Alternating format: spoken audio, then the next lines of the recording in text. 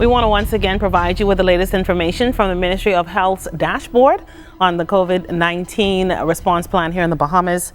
Today at 1:43, the Ministry of Health confirmed there are now 4 confirmed cases of COVID-19 here in the Bahamas.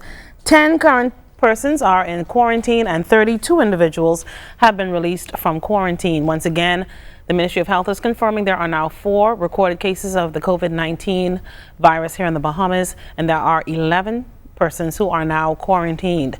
Also, we want to share with you the Ministry of Foreign Affairs emergency numbers. They are 827-3106. If you need to call the Ministry of Foreign Affairs for any assistance, their emergency numbers during the COVID-19 outbreak is 827-3106. Well, we're talking social media, and ZNS's social media platforms have literally dominated across the country. In fact, ZNS's website was just awarded as the best website for the year from the Bahamas Press Club. And that person in charge of our website is Gina Bethel. She does everything web for us. She's our web producer, and she's joining us now on television. She's getting teased by our staff members because she's making her first television appearance here on ZNS. Gina, thanks so much for joining us. It's good to be here, Alto. Thank you. Thank you. Now, you post all of our YouTube videos, Facebook comments every night. Tell us what the Bahamas, what our listeners and viewers are saying about COVID-19 on social media. Our viewers have quite a few questions about COVID-19, especially the persons on the family islands. They wonder why they are affected by the curfew when there are no reported cases on the family islands. Another area of concern was tourism entry. One viewer noticed that there have been cancellations in flights between the UK and the Bahamas, but there seemed to be a continuation of flights between the United States and Nassau. So they want to know how extensive is the screening process for persons coming in through our airports at this time? Okay. Yeah. So another area of concern was self-quarantine. You know, if individuals are self-isolating, how are we really getting a proper recorded number of persons that are affected by COVID-19?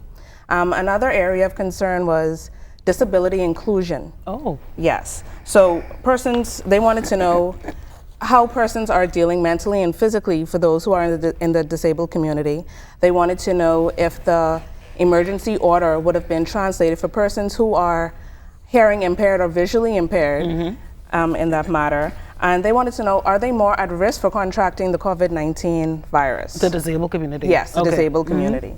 Another area of concern is virtual education. Now, since the spread of COVID-19 across the Bahamas, only 4 cases now. 4 cases. Yeah, 4 cases 4 now. cases Yeah, now yeah, in Nassau. Yes, ma'am. So persons, teachers have been taking their classes online. So they wonder if this is going to include the students that have been affected by Hurricane Dorian in Abaco and in Grand Bahama. Now, another area was transportation. You know, the bus systems have shut down, and some persons rely on the public transportation system to get around, and some persons have one vehicle in their household, and so they wonder, how is that going to affect them? How are they going to get around? And what about the homeless persons? They have nowhere to retreat to at this time, so what exactly is going to happen with them?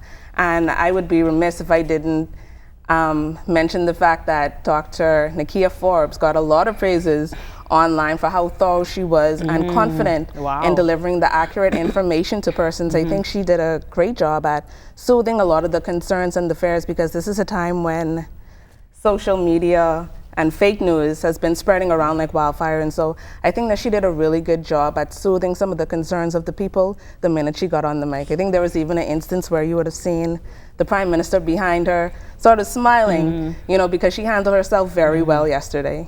One more question. Tell us, can you tell me whether or not on YouTube do a lot of Bahamians watch more of the COVID-19? They're more interested in the COVID-19 stories that we produced during the Bahamas Tonight? Or? I think that they have been tuned in because I update the website and the YouTube throughout the day.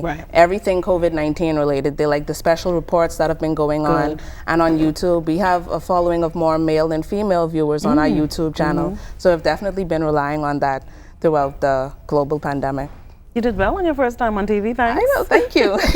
It was fun. Thank you so much. Yes. That's Gina Bethel. She's our web producer here at ZNS.